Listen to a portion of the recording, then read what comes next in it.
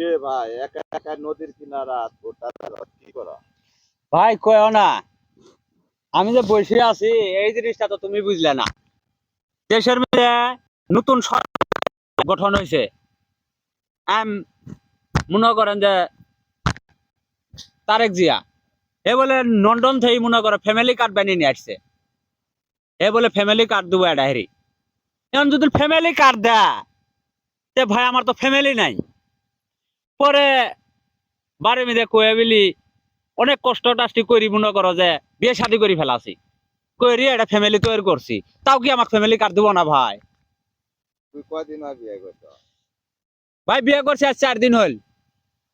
ও না, পুরান গেলে ভাত পায় না। ও পুরান গুলাই ভাত পানা নয়, আরো আমদানি এলে ফ্যামিলি কার্ড দিব না। না, ফ্যামিলি মানে যার বাচ্চা কাচ্চা আছে ওটাই তো কর ফ্যামিলি। ও মানে আমার বাচ্চা কাচ্চা নাই, তা আমার কোনো ফ্যামিলিও নাই, না, তাহলে বিয়ে করা এটা আমার ফ্যামিলি নয়। ফ্যামিলি বাচ্চা কাচ্চা হলেই হবো।